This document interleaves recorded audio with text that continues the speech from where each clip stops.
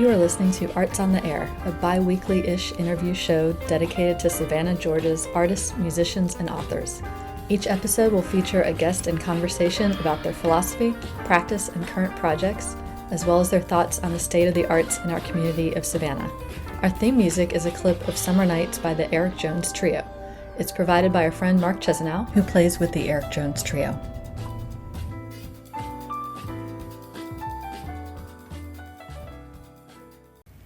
Hey everyone, welcome to Arts on the Air. This is Tamara Garvey, and I'm here with Adriana Iris Boatwright. Did I say that okay? Yes. Welcome. So good to have you. Thank you. Adriana is a local photographer. I'll read a little bit of her bio. She's a creative photographer and writer with a focus in social media, and your clients have included Coca-Cola, Savannah Morning News, H&M, Bath and Body Works, etc. Yeah. Some really big names. It's cool to read. Well, welcome. It's so good it's our first time meeting face to face, so it's really nice to sit down with you. It is great to be here. And I found you from the SOY X SOY Instagram, which has been a gold mine for finding local artists. I love it. I know, right? It's a nice little directory. Are you one of the founding members of that? I am. It started about four of us. With a dream of creating a space where Latino and Native American artists could meet and could exchange ideas and maybe collaborate in exhibitions and whatever else. And it has turned into something that it's becoming bigger than any of us thought it would. You did such a variety of activities and events and things. Well, we decided that our focus would not just be visual arts. We decided that we would try to bring a cultural experience to wherever space we took over or whatever space we inhabited. And for the day, for that moment, we would change it. And so we have everything from mixologists to fashion designers to, photographers, actors, musicians. So it's like this cool little group of people. Yeah, it's like a creative extravaganza. It really is. Everybody's like a fascinating creative person. Everybody is like bringing some of their flavor from whatever country they haul from. Yeah. To Savannah. And not only that, but it became a home to many artists that were raised in the mainland and were never exposed to a Latin culture. Right. So you have a lot of artists that never grew up in Iowa or, places that were isolated from a Latino culture. So they always felt really like maybe they had one other friend in town and it was so small. There are nuances and things that you have that are so organic. Yeah. You don't even know where they come from. Yeah. And then suddenly you are in a room with all these people and you're like, oh my God. Yeah. Or like traditions your family did that you never saw in anybody else's or family. Understood. You just thought there were things that happened. Yeah. Because they were perhaps never explained, How long ago did you all start it? Formally, we started 2 years ago. Okay. So we just celebrated our second birthday. Oh, was that I know you had a dance party at Savoy, Yes, we had Carnival at Savoy. This was our second event with them. We usually take over the space. Yeah. And we changed their menu. We changed their drink menu. We even changed their beer for the day. And we changed their music. And we decorate and we bring art. And so it's funny when you see the regulars that perhaps didn't hear that the event. It's such a regulars kind of place. Whoa. So is that so I've been going a couple times on Monday nights where they do a special Mexican food menu, and I was just there last night. It's great. Did that kind of come from you guys? That came from us, yes. La Jungla was held last year, and Jomar was our mixologist from our collective that went into Savoy.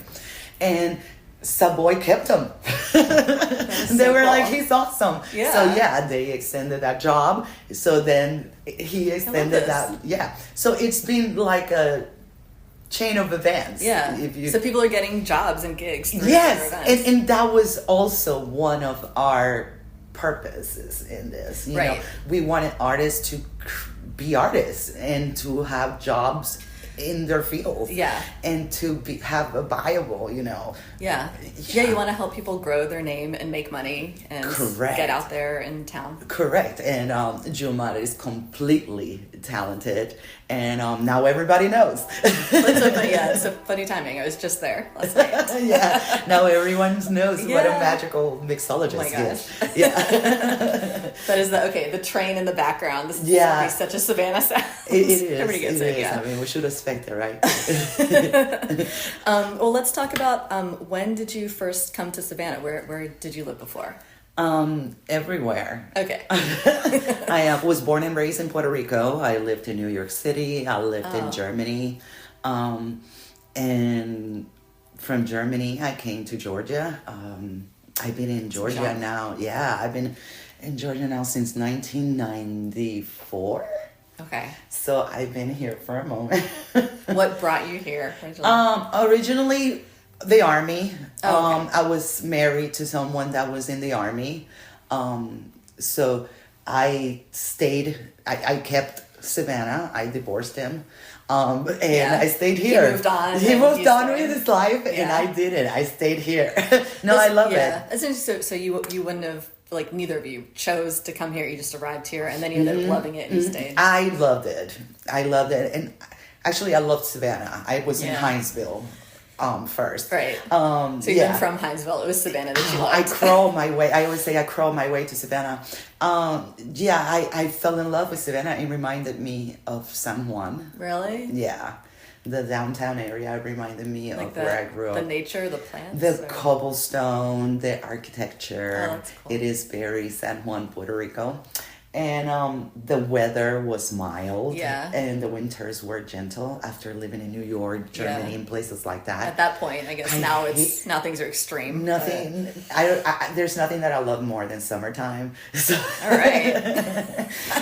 So Savannah was just really kind. Yeah. In terms of weather. Then we saw the possibility in the 90s. There was already a group of artists in the Starland area that saw the possibility that Starland could be something. Super burgeoning Starland. Yes, I mean there was Camouflage, the rapper, recorded his album in that area. There was so much art already and everything being created in Starland. So there was a photography lab there that people could go and develop their film, and so that's cool. There were some things. There was a frame shop for quite a while. Yes, like there were. It wasn't as pretty as it is now, but there were things happening, and that was the direction it was going to be heading. We already knew that Starland was going to be the art district. Yes, and the only one not listening is the city government. When I first moved here in the 2000s, and even back then, Starland was going to be like the new burgeoning place. It just took a long time. It took longer than I think everybody thought, and then suddenly it hit, and now it's like very, very fast, accelerating. Yes, but that was always where it was going to go. Yeah, I mean, because you could do murals there more easily than. Well, like I said, you had all your local rappers recording their music in that area. You had so the graffiti artists came along with that. And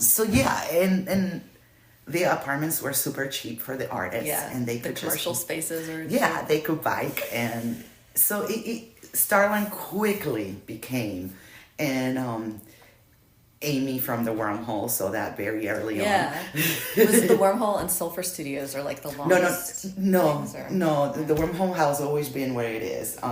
I used to rent the Wormhole for $50 a night and throw parties. Nice. That's a big place. I know, but back in the day, no one was going. Yeah. So I would just rent it for $50 a night. We would bring a band and throw theme parties. That's very cool. Yeah. Yeah. And then when did Sulphur come about? I feel like Sulphur came about later. I want to say it was in the 2010s. Okay. And Amy has been there early 2000s. Yeah. She's been there for a while. Like a beacon. Yes. Like a little humming light. Like I said, the artists and the people that were here for a while always knew what it could be. Yeah. Yeah. Did you study art or photography? No.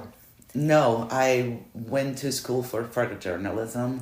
Oh. And I never, at the University of Puerto Rico, I was very young and I didn't finish. Yeah. And I didn't finish. Something else came up. Yeah, life happened. Yeah. So I put the camera down for many years. And then with the birth of my last daughter, I picked up the camera again. Yeah. Yeah, and I started blogging. And it was when blogs were all the rage. And this is like the 2000s. yeah, so I was and I was documenting my daughter and her being born. I knew she was the last one, so I wanted to document as much as I could. Yeah.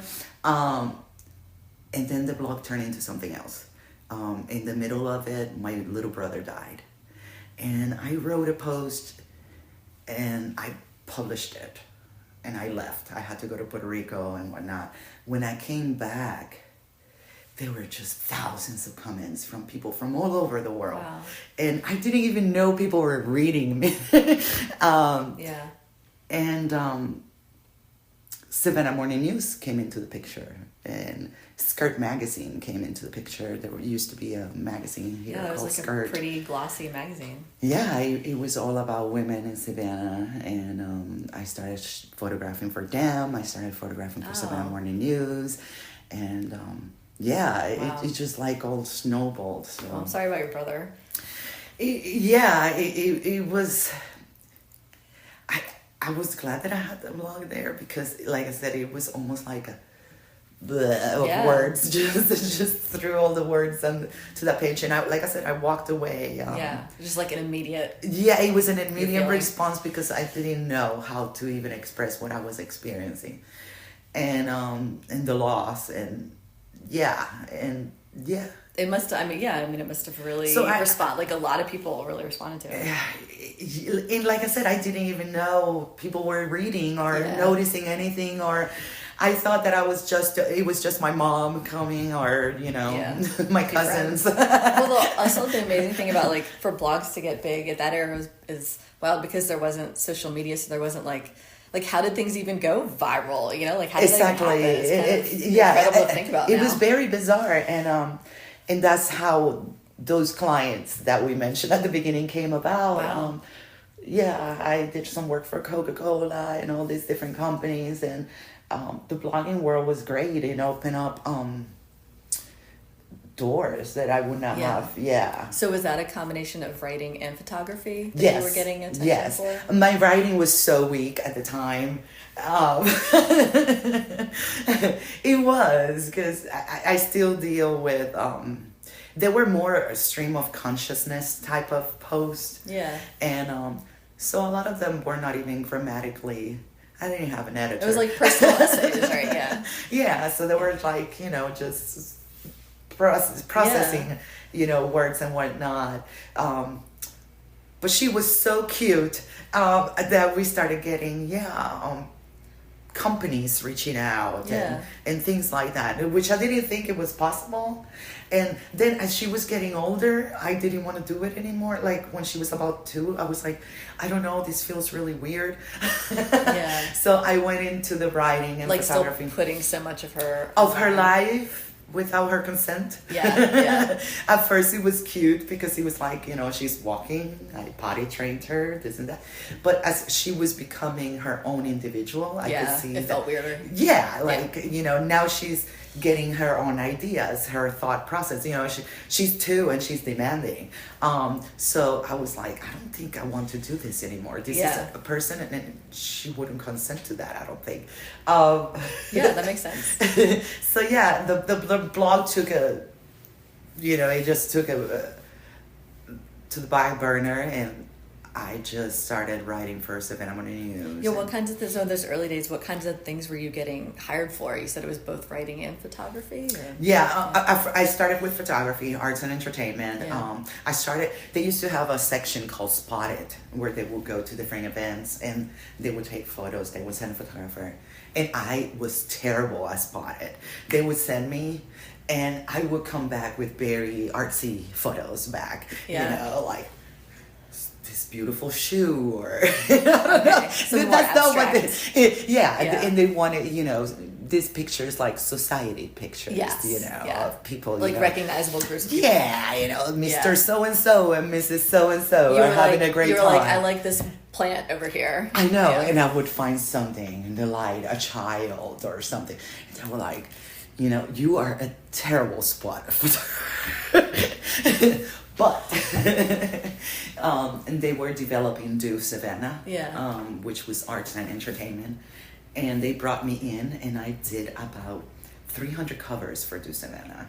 And so they were weekly. That's really cool that they sent you out for an assignment and they didn't like what you did. I think that they weren't like just fired you. They were like, let's think of something else you can do. Like, that's very cool. You may not be the person for that. No, and we created Do Savannah, and Do Savannah in its time was amazing. It was a daily that was going everywhere. We were covering all the underground bands, fashion designers, all the arts. We were the first magazine locally to put a gay couple holding hands walking through Forsyth. We were the first one to put a drag queen in the cover. No one had done it. No one would dare. And we did that. I remember that era of the print version of Do and also the print version of Connect, that like everybody lived by that, and you'd go out every day, every week and get it, and like that's how you knew what was going on around town. And they were super important. Yes, and it still is. It still is. Do Savannah, it's not the format what it used to be once. It was, but it's still important. We're still covering a lot of artists. We're still covering a lot of events. A lot of artists that otherwise no one would see. Is it monthly now? No, it's still weekly. It is. It's coming on Thursday's insert of the daily. Okay. But it's still so important, I believe. This is to me, the newspaper is the local historian. It's what keeps and like having a physical thing is still really nice. It not is just so nice. Every time I see something come out to print, just having like a physical to go out and sit on a park bench or sit in a coffee shop and like flip pages and look. And I remember the excitement of the bands when they would see themselves that they made the cover. It was so cool, and it helped a lot of artists. And many great artists have come out of here and gone on to bigger, brighter things. Did you like that a lot, like being sent out to concerts and things like that, and taking live photos of bands? And for Stopover, when Stopover was a thing, we were covering Stopover from its inception, and we used to focus on the local bands. So I would go and create a shoot for each local band that was participating at Stopover. So it was almost like a Rolling Stone treatment to our locals. They got a big deal. And the photos would be so creative, and the bands would be so excited, and it would push them also creatively to create these visuals for their sound. Right. Like their brand. And I loved it. I wanted to ask you about that because I saw, in like the section of your site that's about music photography. Sometimes it's like being at the concert, taking photos of them live, but a lot of times, it was obviously like a photo shoot in a different environment. Yes. So who conceives of that? Is that you, the photographer? A lot of times musicians are very odd when it comes to photos. They create something that is not tangible, sound. So something like photography to them is very tangible and in your face. So musicians have a hard time creating visuals. Unless you look like Taylor Swift, you don't want to create, visuals per se. You want the music to speak for that sound, right? Which is fair, of course. But there has to be a visual to go behind that sound these days to branch yourself, to market yourself. Like ever since MTV came out, they have to think about that. Video killed the radio star, and that's that. So what bands would really get into it and the ones that really got into it, it was amazing. There were some bands that I just love shooting, like locals, Cusses, Crazy Bag Lady, Wet Socks. Oh my God, we did like amazing shoots. Boy Harsher, that now are huge. What are there's some locations that you can remember that were really cool backdrops?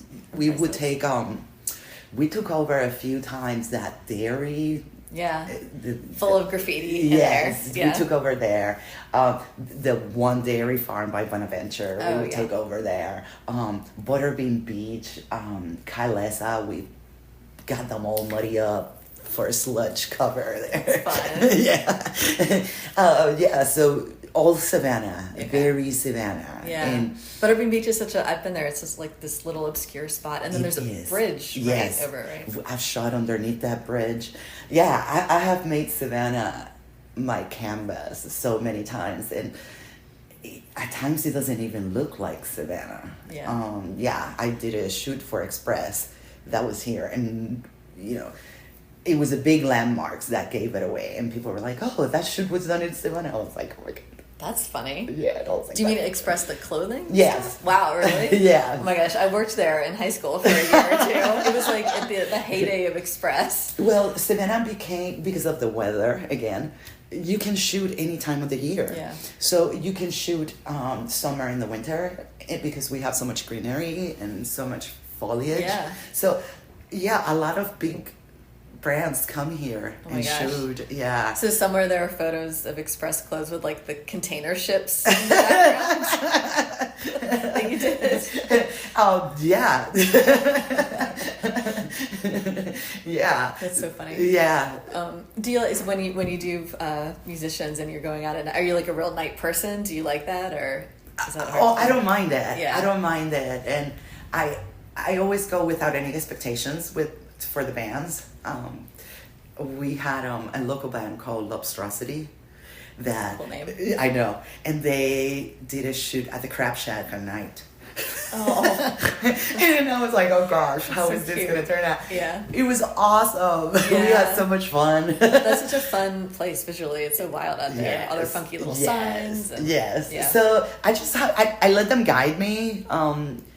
Another punk man we shot out of a big dumpster. Yeah. Yeah, so I let them guide me, and then once we are there, it's just magic. Yeah, it just takes over. Yeah. Would you consider yourself to be extroverted or introverted? I think I'm both. Yeah. Yeah, I think I'm both. Like you're really social, but you also need some alone time. Yeah, I really do need time to recharge, and I think I need more recharging than the normal people. Really? Yeah. Like if I go out once a week and it's like a lot of people and I have to talk to a lot of people. Yeah. It might be a month before I do another job. You need a lot of recovery. It tends to be too much. Yeah. Yeah. I was just wondering because I always like to ask that of different artists because I find like whether you're a writer or a visual artist or a musician, there's like an aspect of making your work that's by yourself and you need solo time and to think about it, and then some aspect of selling your work that's like out in people, talking to people, marketing it, and everybody has a hard time with that aspect of it. I've been terrible at the marketing aspect. I don't know how to do that. Really? Yeah, I don't. And I just gotten really lucky. Instagram has been a great... Yeah, you have a huge Instagram. Yeah, the Instagram has been a huge calling card, for companies to find me. Would that happen? So when previously when you had like big clients and they would post about your work, would they like tag you on Instagram and you just naturally were getting lots of followers from that? Okay, so you didn't have to go out of your way and really do it. No, it was very surprising, and again, some of the local bands that became like Kalesa, they posted some photos I had done for them and immediately some of their fans began to follow. Yeah. I did some work for Ink Master, the show, and immediately some of the artists, started following. So it becomes and I was like, oh my gosh. Having a lot of people looking at what you're doing. It's pressure, it right? is. It's like you want it in some way, and then once you get it, then I would imagine it's a lot of pressure. It is, and especially photography. It's a very competitive field. I came out of nowhere. When there were so many established photographers already out here, they knew me around from just hanging out, but then suddenly I have a camera in my hand. So it was daunting to many. that evolution, and how it happened. And like I said, photography is very competitive. Yeah. And Savannah especially, you have about 300 professional photographers or so, I saw directory. Every year people graduating from SCAD. Correct. So, you have a lot of people that are trying to create something, and where do they take that bite of? Because although Savannah has a lot of artists, it's still hard to create and make a living on your art. And you have a regular gig with the Savannah Morning News. Correct. And I'm also the editor for Voz Latina, which is a Spanish online magazine for Savannah Morning News. So I would imagine, it's not like it's many gigs. We don't have tons and tons of, publications here. So if there's there's 300 photographers and everybody's trying to get it, and you have this regular gig, do you feel like do you always feel stable about things like that, or do you have to worry at all? There is so many different fields, like some people choose to do the photography for weddings and things like that. Yeah. And like I said, like events and things like that. Like I know what my strength lies in, so I've kind of pigeonholed myself in a little niche aspect, where I'm doing a lot of editorial, a lot of conceptual photography, creative photography type of stuff. That's cool. What would conceptual? That sounds interesting. Yeah, and I like a lot of fashion photography. And like I said, working with musicians and music and stuff like that, I feel like I get something out of the synergy of the two art forms together. The cool thing I will say, even if there's a lot of other artists and creatives here, so there's somewhat the competition, but also like you said, just these other fields. Yes, people need portfolio pieces. Yes, there's writers coming out and they need photos. I do that a lot. There's so many times that I'll just take a friend with me and I'm shooting just for the pleasure of shooting and creating what I want to create. I think a lot of photographers don't allow themselves to do that. Really? They're just looking for that gig so hard that they don't allow themselves to be creative. It's not still a fun thing. And I think it robs you from what you could. In my early stages of photography, I did this photo that conceptually was so brilliant, and it was very not overproduced. It was very organic, and now I have seen that photo since I created so many times, replicated, but not only elevated too, to people spun off from it. So I think that we should always be honest in what we're creating and just throw it out there. You just never know, where it takes you, I guess, the journey. The other thing I would say, if you're putting out your own personal art photography out there, then somebody else might get an idea and be like, oh, so she also is really talented at doing this type of thing. And then maybe, you never know, you get some other direction that you're looking for. There's been a couple of book covers that have taken photos, that, and again, it was because I took a friend to this hill and I saw something, and we took the photo, and and then an author, oh my god, that's perfect. That's really interesting. So what was that like to work with both an author and a publishing house? I guess there's a lot of people involved, right? Well, like I said, it's really hard to market yourself when you're an artist. So at this point, I just try to come up with a fee. This is how much. I think a lot of artists, we sell ourselves short. We don't think that we're that special. Or, because in reality, like I said, there are 300 photographers, So, I never knew. That's a crazy figure. I didn't know that. It is a crazy figure. It is a crazy. And I didn't even know it was, I was part of some online local photography group, and I saw how many, and I was like, Jesus. Would you all get together and talk to each other and just I tend to not hang out with many photographers, and it's not because I don't like them, but we're just a little weird. So a lot of you together is just very weird. It's too weird. Okay. You need a balance. need some random people who crashed that party as well. It's weird.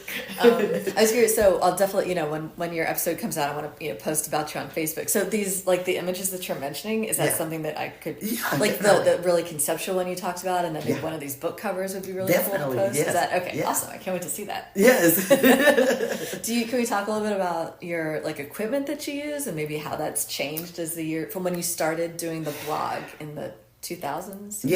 Well, I started with a really cheap Canon Rebel camera, and my first show was actually with a Rebel camera, which is like the very basic Canon. It's a cool name. Yeah, but it's like your very basic. Yeah.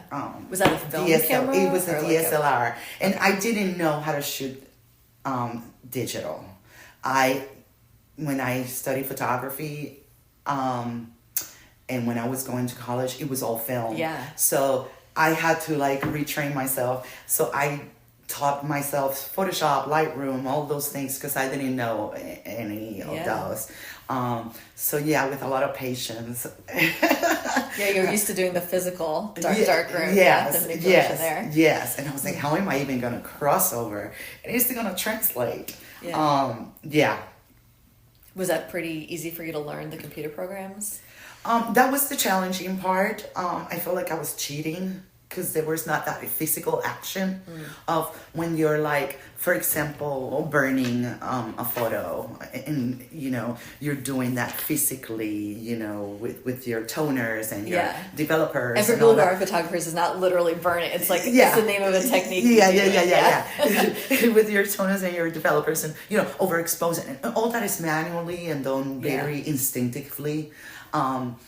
Now you have this program that you are guiding. Yeah. So it felt a little disconnected to me, to make that cross. Yeah. But the bottom line is, it was so expensive film then, and it still is, Yeah, I remember that. And every shot you take is sort of precious. It is. You have your canister with a certain number on it. So I don't rapid fire how a lot of new photographers do, because they're used to just rapid firing, because they learned in digital. All they ever had. So I don't.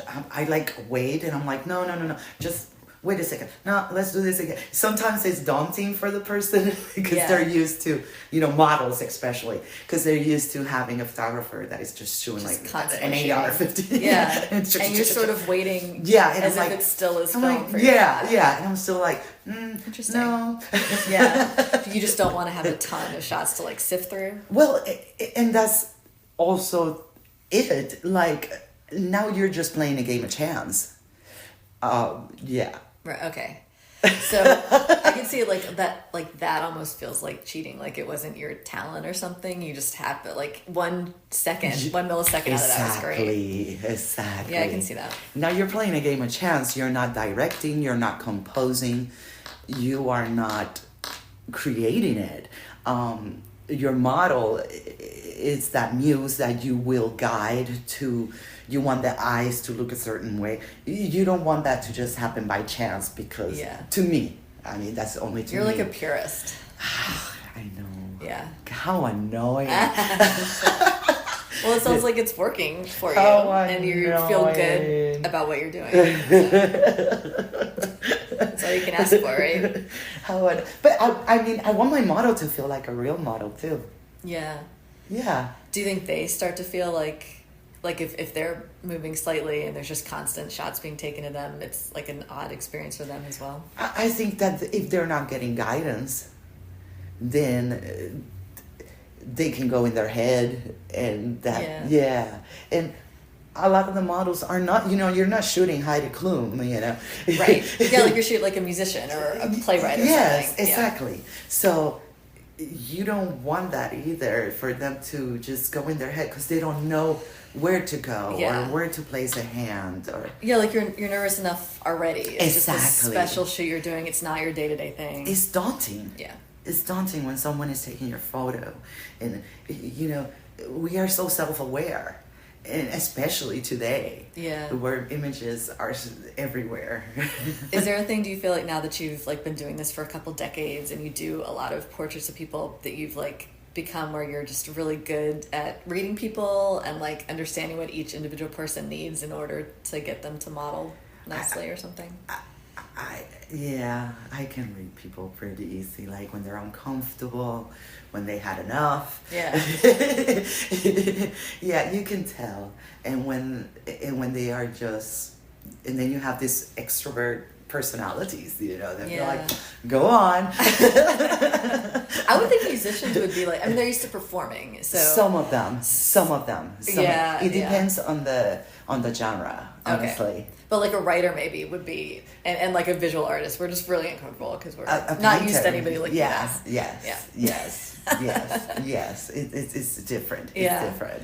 Can you talk about so you've recently on your Instagram you just had a big like a photo series, is that what I'm calling it, of food photography that was in the AJC, the Atlanta Journal Constitution? Yeah, they reach out. So food, that's a whole different No, I've done a lot of food here in Yeah. Savannah. Yeah, Savannah, it's become very food oriented. It really has. So it has happened organically as well.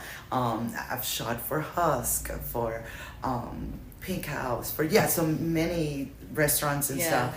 We have done their photos, especially for Savannah Morning News, and my editor and I, those were our favorites, and he would always hop along. He wanted to be there and see it because you get to eat something. Because we get to eat it, yes. So it's very nice when we could get one of the.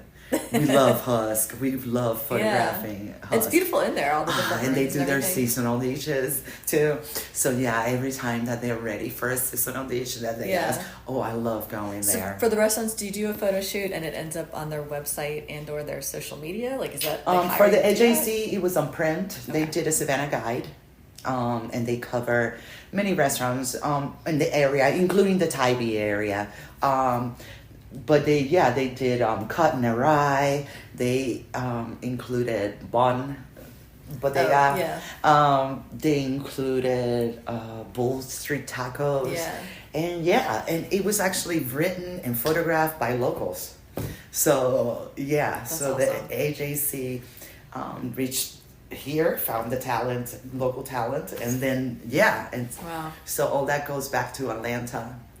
And they just reached out. They would like me to go to St. Simon's now in Brunswick. Oh. So I would think it's interesting, like at these different types of restaurants, and they have different vibes to them. Like that when you, I guess somebody like puts a plate of food in front of you, and then you decide like how to pose it or what to do as the backdrop, and it's like these different and vibes. sometimes.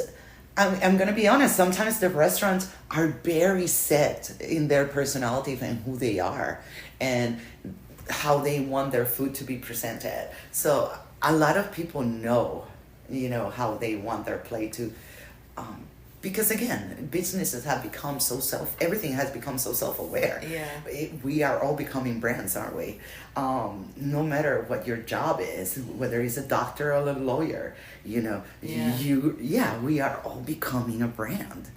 I don't know. And there's so much visual where food, like they have to have a big Instagram. Exactly. So people discover it. If the restaurant is fun, if it's laid back, if it's formal, so, if it's a beach spot, they want that to go along with that plate, that energy. Yeah. I always am kind of amazed. There's certain businesses locally, like either breweries or bars or restaurants that have like enormous Instagrams, and their photos are super beautiful. And I wonder if they're hiring, like, is that just somebody on staff that happens to be really good at photography, or do they hire actual A lot of times it's that. Like I was an in-house photographer for Coca's Distillery for a while. Okay. Some businesses do hire. It depends. Because it is amazing, some of them, when you look at their accounts, and I'm like, look at this variety of shots they're taking. I could never come up with you have a million ways to you shoot have great beer. food photographers locally too. Yeah. James. Oh yeah. He does What's great. his last name? Jameson or something. Oh gosh. I know who you're talking about. Yes. And he's a DJ as well. Yes. Yes. He does great food photography. We follow each other. I don't think we've ever even met in person. But because of photography and whatnot, we follow each other. Yeah. So yeah, there's people, and I think he does in-house for a few restaurants and whatnot. So yeah, there is that type of job, you know, that a bar will hire you, a brand to do, a boutique will have an in-house photographer to do all their social media. It's kind of wild how much businesses have to think about that as well. Like not just the thing that they're doing, but then also having to think about like writing about themselves and photographing and like all that social stuff. Yeah. In addition. Yeah, and that's what I mean. I think we have all become, in a sense, a brand. Yeah. You know, what are we offering? I don't really I kind of don't love doing the Instagram for myself. I feel like I do like as little as possible in order to keep it going as a regular thing. But I feel like, and for most visual artists I know, like especially getting into doing reels and things like that, it's so much work. Like you tried a little at the beginning and it's just so much work, and there's already enough work just to like do your art and everything that at the beginning, like I have almost 4,000 posts on Instagram. That's a lot. When you go back to the beginning, you know, I had 5 likes. So it just kept, you know, growing. As I don't post as often as I used to. I'll post a story or whatever. I don't post as often. I guess there is no that need anymore to reach, because you're not still trying to like grow so much. Like you really are pretty established. Yeah, and as much as I want to grow. Because, I mean, they've been offers to move to other places for jobs and stuff. Oh, really? Yeah, but I'm not interested. I am Savannah based. Yeah, I bought a house here. You love it here? I do. Yeah. I bought a house and I committed. Yeah. What neighborhood do you live in? I live towards Skidway. Okay. So I'm on the marsh. And back then, no one wanted to live there because Truman was not built yet. Oh. And I don't live on the landings. I'm not in the gated. Yeah. I'm outside, but I'm still on the marsh. But no one wanted to live there because it was so far away from downtown and blah, blah, blah, blah, blah. So I bought a great house. That's for so little. That's amazing. For so little. And now I feel like abandoned. You lucked out. Yes. So now we've been there we bought the house 22 years ago. Yeah. Yeah, and now my neighborhood is fabulous. I have, in the same block across from me lives a retired couple from the Savannah Symphony, when it was the Savannah Symphony. Now they teach students violin and cello. I have the people that run the Savannah Theater. I have all these musicians and artists on my block. Yeah, and we all live in this. That's a funny coincidence. Yeah. You all happen to be there. Yeah, well, I think the street name kind of lends. I understand if you don't want to put your actual street name. Yeah, but it sounds artsy. Yeah, I think the street name was kind of like curious to a lot of people. And he was like, that's a cute new street name. I just went to the Savannah Theater recently to see that Grease musical. Yes. Which was delightful. So yeah, the Mises live there. So yeah, we have next door lives, they make Christian films, but they're movie makers. Wow. Yeah, and actors, and it's Anna Kellum grew up in the same block. Victor Wainwright. I gotta come see your street. I know. I'm telling you, it is one of those things. I love this. Do you go out and? So it seems like a lot of your photography, it's like pretty, like kind of urban. You know, it's either portraits or it's like bands or food or something. But do you like to just go out in nature and just do? Yeah, a lot of the fashion photography has been done. In nature. Have you come across a snake or an alligator? Yes, both. Yeah. Yes, and I still remember the alligator that made it to City Market. Yes. Where did it That was from? A long time ago. Was I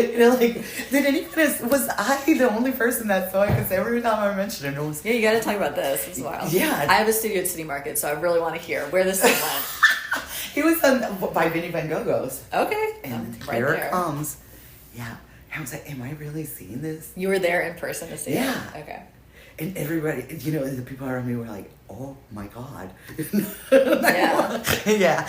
What year was that? I'm trying to think what year was that.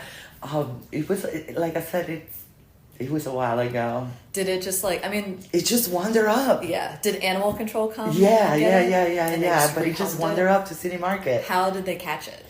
I left before the Okay. whole, the whole catching process, but it was shocking. Yeah, it's incredible.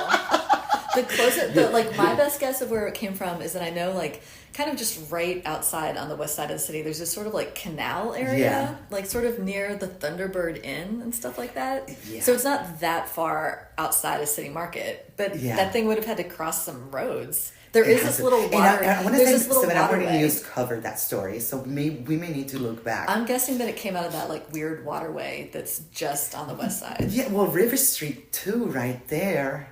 Yeah. Are there alligators in the river? Oh, I've seen alligators in the river. Okay. I So it could have crawled up totally on the oh bank. my God. On the bank of River Street. Yes. Maybe through, right? Because It would have had to make it up a big hill. I don't know. I don't know. That'd be hard for a gator. It was years ago. All right, I want to look this up. We have to look up the story to see Wild. what year it was. I imagine in a movie, people screaming and grabbing their children and running away. But it was a while ago, so City Market was not as crowded as it is today. Right. I mean, before the Jinx, it was Velvet Elvis. Yeah. And we used to park in front of it on a Friday. Yeah. And get out and walk to our bar, All right, so this was quite a while ago. So it's been it was a while, but I want to say that Savannah Morning News might have done a story back then about it. So maybe you guys need to do a flashback episode of this. That's to so the funny. wandering alligator. Yeah, I feel at least if maybe the people who run the City Market Instagram might want to do a flashback. I know about this. Maybe like I'll I reach out said, to it them. was so odd. So funny. Yeah, just the visual sight of this thing creeping through. Yes. On the cobblestones. Yes. Yeah. Yes. And like I said, I peeked it when it was right there by Vinny's. I was like, oh! Yeah, you'd be shocked. Oh my gosh, amazing. Yeah. All right, well, I love that story. When you talked about going out in nature and doing fashion shots, I just thought, all right, well, I have to ask about snakes and gators because they're all around. So I'm so glad They are, we covered that. and some of the models tends to be pretty daring when we Yeah? were shooting. Yeah, they're like, let's do it, and yeah. You're making them hang off a tree Oh, branch. we've done some stupid things. They're hanging from a tree with a dress, blowing in the wind. There's near the dairy in Bonaventure Cemetery area. When you walk back in the woods there, I don't know if it's still there. There was a tire swing, and there's some really beautiful trees. Well, dramatic trees there's back there. one tree that I will show you the photo that I was thinking about using for the next exhibit for SOY. We're having an exhibit in October. September, October. And it's called Cielo y Tierra, Heaven and Earth. Heaven and Earth. And there's this photo that I have a model just hanging from a tree and the cloud formation and everything. And I was like, this photo could make a comeback for Cielo y Tierra. That's very cool. I can't wait to see that. Yeah. So you recently shot, there was the Low Country Powwow. Yes. Can you talk about that? I cover them Festival? every year. Okay. Their yearly powwow in Hardyville happens around the week of St. Patrick's. Oh. And it's the closest powwow that we have, the one in Hardyville. And I just adore them. And they bring nations from everywhere. Yeah. And they even have including Mexican traditional Mayan and Aztec dancers. And so, and they bring some of the Taino representations from the Caribbean, which I am part of. Oh. That's where my indigenous background comes from. I am Taino Indian. And so I go every year. all three of my children, since they were little, have danced the circle at the Paramount here. that's They have cool. been invited to dance, even though we are not part of a local nation or group or nothing. They always find their way in that circle, my kids. Do they still live in the area? The little one, is the one that I have left. My oldest is away. He's 32. My middle one is 24. She's on she's about to start her last year of law school in Miami. Oh, that's cool. And my little one about to head to Savannah Arts High School. Yeah. Nice. Yeah, so they were all raised here. Yeah. And born here. And the little one is going to the arts, it sounds like. Yes. She's my visual arts. The middle one was in Savannah Children's Theater for a long time. Nice. Yeah. So I think something about theater and law. Yeah, I guess if she's a courtroom lawyer, there's performance, right? Yes. So they come back every year and are involved in dancing. Yeah, they come when they are here. They end up. Yeah. How long is it a one day? Is it a weekend? It's a weekend event, and it's just visually stunning. And they have the food, and they have the arts, and they bring artisans, and they have demonstrations, and they do it along the Savannah River in Hardeeville, and they try to show you a little piece of how it was back then. Why in Hardeeville in particular was that like a? I think it's the land. I think the organizers are from that area. Okay. And there was a big Creek Nation along the Savannah River in that area. Yeah. So they are trying to preserve that. Yeah. When you go, is it a mixture of like live photo shoots and then also kind of posed portraits and things like that? No, everything is live. Yeah. I don't post anyone that I take photos at the powwow. Yeah, I don't. Are you walking around like backstage and everything too? I'm walking. They kind of know me by now. Yeah. And they see me coming. So, but yeah, I try to take them while they're dancing, especially. There is so much purpose and tradition, and that goes into their dancing. A lot of it is oral history that has been handed down to them. And they are descendants of, sometimes they don't even look like their ancestors anymore, you know? But they are trying to preserve that culture. I guess the costume is probably a big part of it. It's a huge part of it. And the children that attended, it's a huge part of it, because they are the only ones that are going to keep it up. Yeah. It's really meaningful. So I go every year. A lot of photographers stayed in Savannah photographing St. Patrick's events. I go to Hardeeville. And I shoot, the nations that gather there. That sounds really rewarding. It really is. Yeah. It really is. And I eat really well. Yeah, I was going to say, also you're like food the food aspect as well. Yeah, the food is great. And they have everything from alligator. Yeah, they have to the fry bread. Yeah, they have it all. Do you do also, so like as we're talking about, I'm thinking about this, that Savannah is so good for different food festivals, because there's the Jewish food festival, and then the Greek food festival. Correct. Do you ever like? I photographed the Greek dancers for the food festival. Yeah. And done articles. Yeah. The Jewish food festival needs to hire you too. Then. Yeah, I know, right? Like. We need some like amazing photos of lox. We did the Greek festival, and we did the dancers, and the photos came out so good. I bet. Yeah. That's fun. And they were all that festival just becomes so. I wish that it went on for longer, because at this point it's so big and popular that you can like never not have to just wait in line forever to get in. It's wild. I know, right? It could be an entire week. Yeah. They could do it for a week. Yeah, they could, and maybe they can do like during the week some type of workshops and classes. Yeah. And then the weekend for the food. I know. We need longer, more Greek Fest. Yes, we do. Awesome. What are some other, are there any other projects that you've done recently that were really cool that you want to talk about? have some photos coming out this summer for Condé Nast Traveler, England, and they are photos from Agatha's, the coffee house here. No way. Yes. How did they? That's amazing. They reached out to me. They heard about Agatha's over they're Condé doing Nast, England. Yeah, and they're doing a little feature about Agatha's. I mean, Agatha's is beautiful in there. Yeah, it's so cool. Yeah. Did they just come across them by Instagram, or was somebody in town and went to Agatha's? I don't know how these things happen. That's incredible for them.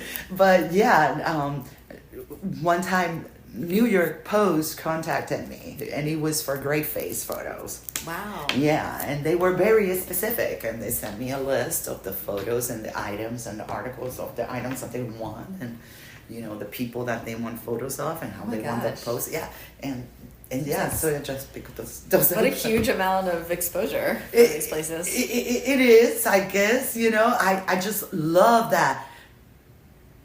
Savannah is just so heavily loved and featured, yeah. Was that for the Gray Face record place or for the museum? Okay. For the museum. That museum is real yeah, weird. and the New York Post tends to be very, They're like salacious. Right? Yes. Yeah. Yes. That's the word. Yeah. So they did a big story. They did a huge story on Gray Face Museum pages. Oh my gosh. And I would not have received a copy of it. But a cousin of mine lived in New York, and he was like, "Oh my God, you're on the paper today!" Exciting. How long ago was that? It was a couple of years ago. Oh my gosh. Yeah. Just if I was Gray Face, I would have that framed. I think he does. Cool. I mean, he has so many great, amazing things happening that people even locally don't know about. Yeah. They are huge, big projects, and. The kid is so humble that he doesn't even publicize them. But yeah, he has major projects with major companies and production companies that, yeah. I guess from his huge collection of the John Wayne Gacy items that he has. I'm sure there's a lot of interest in that. And it was actually they wanted photos of oh my God, Jim Jones. The glasses that he owns them. So they wanted photos from Jim Jones. Yeah. And, they've done their research. Yeah. Very particular. So you had to think of I don't know, a cool way to pose the glasses or you cannot nice touch way them. Okay. You cannot touch them, so they are in this glass case, and then you have the challenge of how dark this space is. How do you photograph through a glass case? Yeah, and how you light it, so it doesn't reflect the light that I'm using on the case. So I might spend an hour with those glasses. That sounds like a technical challenge. Yeah, they're puzzles. So in the end, you figured out the angle of the lighting, or it wouldn't be crazy. Oh my gosh. Yeah. Well, I can't wait. I can't wait to see the photos of Agatha's that come out. That'll be. I know. I'm still waiting for that too. The angle that you look at in there is so beautiful. Yes, I'm still waiting for those. How exciting for them. Yeah. I did a cover for Condé Nast Traveler, which was a local person. I had done a series of photos for the Savannah Morning News. Mm-hmm. It was the first celebration of Juneteenth, and one of the portraits that I took, they used it as a cover. Oh yeah! Wow. Of my Gullah Geechee goddess, yeah. That's incredible. Yeah. So Savannah is just, scary, but. I kind of wanted to get back. I think I asked you when you first started about the equipment you're using, and then I spun off. So I want to hear about how the camera changed as the years went on. Oh my God, that's right. That's why we were there. We started off with your little camera, my little right? I don't even know how. Yeah, I want to hear about your equipment now. So now I'm still shooting Canon. I'm still shooting with the Canon Mark. That's the name of the type of... Yeah. It's called the Mark? It's a Mark 5D that I'm using right now. It's not even the latest. Okay. I've never been a lot about equipment. Yeah. I think photographers do a disservice to them when they just continue to buy, the newest lens, the newest camera, the newest light setup. The hugest lens. Yeah. I knew what I needed was a camera, a lens that I could use for different setups and different settings, and a light that would not have me tethered to electricity. Okay. So I knew that's what I needed. And that's what I got.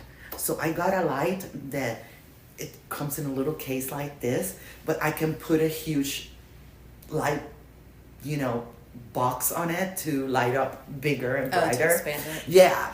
And so with that, I shoot anywhere. Like I shot everywhere and anywhere with and I don't even bring light stands anymore. I just bring someone with me, usually my husband. Really? Yeah. To, like, hold the light. He's really? 6 foot tall. Oh my gosh. Hold the light that way. He's the light stand. Yeah. Yeah. And it's so much easier and faster. So my musicians and my people that are not models, like we're talking about, don't have to sit there waiting for me to get the light correct, right. to get the setting correct. No, I just tell my husband, So lower. you And then have they one laugh light. at me Just one going light. off on my husband. That's cool. So it's disarming almost. Like, no. So they're like, oh, poor guy. Yeah. You have to be like, it's okay. This is what we do. This is what He's, yeah. And the photos become quicker and faster. Yeah. They don't have to wait for me to get, the Right. light and the right Persnickety angle. setup. Yeah. Oh, I gotta move the light stand this way, and I'm able even to use 2 setups like that because I'll have my husband holding one, I'll put hanging one from another, and they go. And like I said, it's fast. So I'll shoot a band for 30 minutes tops. Okay. And we get amazing 3 different setups even. Yeah. Yeah. And then do you like to just do sort of minimal photoshopping to things? I do. Sometimes it depends on the music. Sometimes I'm listening to the band's music as I'm editing. Yeah. And sometimes I can see color to that music. Like, to me, they represent a color, a tone. So sometimes the tones might be colder or they might be warmer. Oh, I love that. Yeah. Sometimes. So you're like building the photo as you listen to it. Yeah. That's great. Like I worked with this rapper and we ended up using this prism in front of the lens, and that's how I was seeing it. That's cool. Very conceptual. There was all this rainbow and prisms and facets to it, and that's where we settled upon it. Luckily, he loved the photo. That's fascinating. It was Clay Hodges. Nice. So I want to see that photo too. Yes. Amazing. And it's just one of those things, They are artists, so you're working with them, and it just becomes a collaboration. Yeah. And That's beautiful. What's your like sort of day-to-day life like? Like how often are you going out, and then how much you're at home? And it's like I said, the business shoots are usually very fast. Yeah. I'm with the person 30 minutes. Then if we do an interview, I try to keep it in that 30-minute line too. Nice. So I'm usually around the subject and whatnot for that hour, and then I go home, and that's where the fun part starts. Yeah. Because now I'm putting that puzzle together. From the images to the words that I am going to put in that page. I like the sound of that. You are building a puzzle. Yeah. So, to try to tell that story. And I try to, I'm not a critic, so I try to write about people that I feel are contributing something to the landscape, and are building that patchwork, of what makes Savannah special. Yeah. Like everybody's a brick. Yeah, in like the big road. I did last summer a feature on Stella, the textile worker.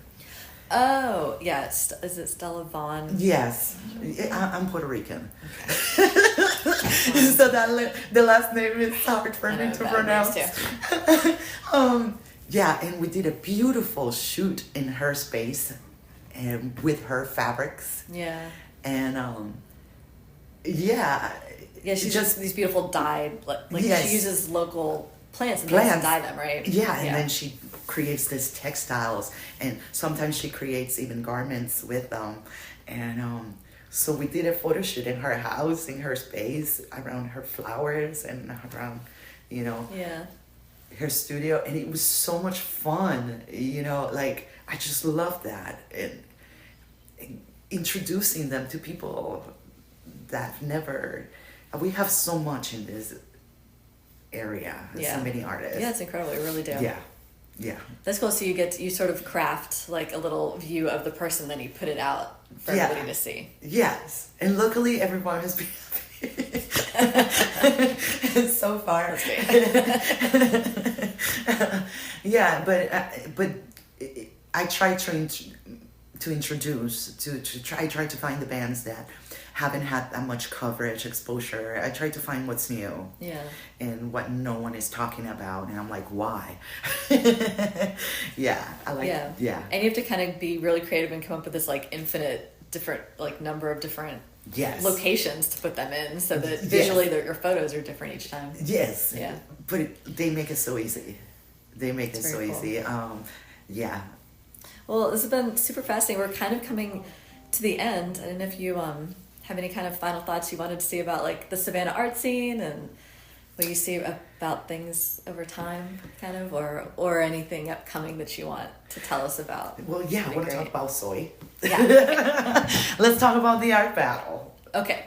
Because I don't think that Savannah has really had a formal art battle. I've never heard of it. I haven't heard of it. Right? And I've been here for a while. Yeah. And I've never heard of a formal art battle. Maybe SCAD or students have held, but not a big public thing. Not a big public thing. So yeah, that's our next event. Okay. And it is a lucha libre theme.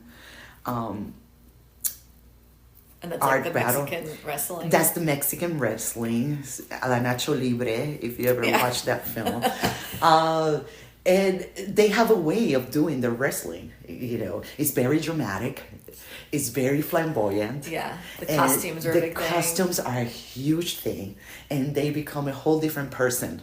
When they are doing their battles. Yeah, playing their character. Yeah, it's a character. And you hold this, the whole origin story and everything is very superhero-like. And so it's a lot of fun. It's a lot of fun, and their rivalries are fun.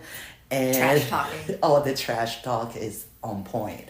So, so we decided that for an art battle, we would go with that spirit of the trash talk, the drama, the flamboyance, the different types of characters.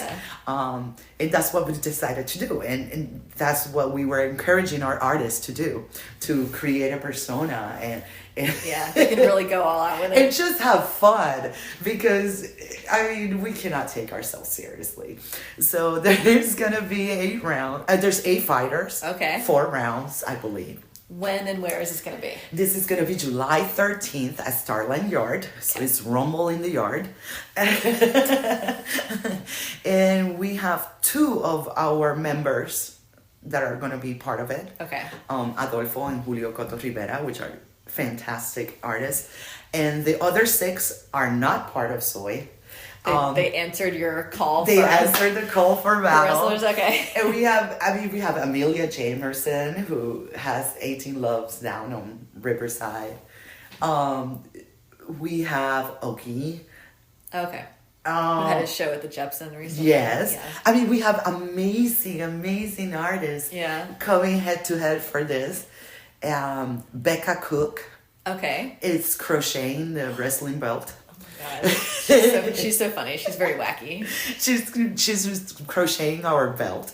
And we are going to be creating this as a yearly event. This is going to be yearly, so next year someone is going to come to defend that belt. And whoever wins the reigning champion. Yeah, the reigning champion. How does it? Are they each drawing like whatever they want, and then so the audience are giving the prompts? Oh wow! Yeah, so it's instant. Yes. Oh. So the audience is giving the prompt, and they're going head to head in the limit time. Okay. And then each round is judged. It's judged. All then right. we have 3 judges, and Service Brewing is bringing Señor Delicioso. That's the beer for the Lucha Libre. It's cute. So yeah. That sounds like a character too. Yes. Jose Rey is going to be DJing. Perfect. And I'm seeing this fighters as they come into the ring. He's fun. He'll have fun with that. Yeah, he's gonna have fun with that. And some of our fighters are bringing the mask, and they're going to be fully masked and fully in character, and it's something new. It's something that the whole family can go to. Okay. Because it's Starland It's a Yard. family-friendly thing. It's a family-friendly. And the audience participation is fun. Is crucial. Is it going to be just mostly Mexican food that day? Or We're going to have different food trucks. And different Latin all the food best, trucks. the best locals. Yes, and that's what we expect to have. So we are really looking forward, and a lot of people are really jazzed about this event. Yeah. I've been seeing on the SOY Como SOY Instagram the posters coming out that are like these traditional wrestler. They're the traditional the Mexican. The graphic design is really good. Yes, so that was all done by Taffy LaPlanche. Oh, nice. Yeah, who is another incredible I've also artist. talked to her. Yeah. Yes, has a gallery on City Market. So they are all designed by her. Okay. Yeah. So that's your new super exciting thing you're working towards. So we're working for that. Yeah. And then in the fall we have Cielo y Tierra, which is going to be an immersive exhibit at the Savannah Cultural Arts. Oh, great. It's our third time coming to the Savannah Cultural Arts. I went to the last one. That was beautiful. Thank you. That's such a nice space. Thank you. Yeah. So this one, it's our third one. And we just cannot believe they keep asking us back. That's great. Yeah, it's like a beautiful central location. So every year we do it differently. Last year we even had the samba players during our opening play. And we had Salvadorian food. And so every year we try to bring the culture, music into the space. And this year we're trying to create a collective immersive installation so people can more like contemporary feeling art. So well, the cool thing also, since you do this work with the powwow, I guess you're learning of other artists and food and musicians, so you can it's just expanding the people that you can ask for to participate in these. It does. But our collective right now, we have about 20 members. Yeah. And just each one of them are just incredible. Yeah. Yeah. And SOY Como SOY means I am what I am. Is that right? Am what I am. Okay. I am what I am. There's no apologies. Well, that's fabulous. I'm so excited. So that'll be, I forget the exact date of this episode. July 13th. Is the art battle. So it'll come out perfect timing to promote your art battle. Yeah, July 13th from 5 to 9 at Starland Yard. Fantastic. Thank you so much. Well, thanks for your community work that you're doing. Oh, thank you. Broadening all of our You too. It's really hard to get the message out. Savannah Morning News is going to be covering the event. Connect is doing a little writing too. Great. So we appreciate when anyone in the media or anyone that is, diffusing information out there, give us a little time and space. Yeah. To tell others. Well, it's great to live in a city like this where just regular non-artsy people are really interested in arts and culture like this. Yeah. And Savannah, although has a lot of art, we cannot let that energy and spirit of real art and be diluted by tourism and commercialism.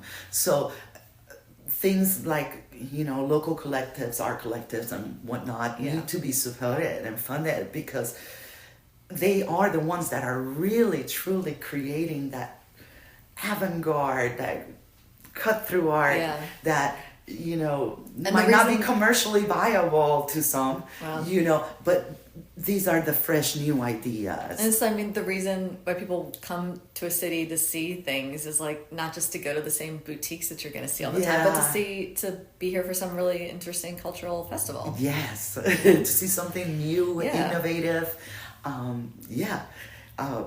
There needs to be a space for our local artists to also grow in that space. Yeah. Not only just that commercially viable Forsyth Park painting. I know. I always say with ours, you have to do, there's a certain percentage of work that you have to do to be like making you money, ticking away in the background. It's always there in order to buy you time to work on some of the things you want to do. Yeah, I work to have fun, you know. Yeah. And I think a lot of artists do too. I feel like I work to like eat and drink lately. That's kind of what I'm doing. I know. And I always like, you know, I think I work to have fun. Yeah. Because everything else is fun to me. So well, happy summer. Same to you. Same to you. Enjoy it. Enjoy it. And I guess I'll see you at the yard. I'll see you out there at the punch out. Yeah. The punch out. See you in the Rumble. Well, thank you so much for taking the time to be with us. This has been really wonderful to meet you and hear about all this. So this has been Adriana Iris Boatwright, and this is Tamara Garvey with Arts on the Air. Thank you. Thank you.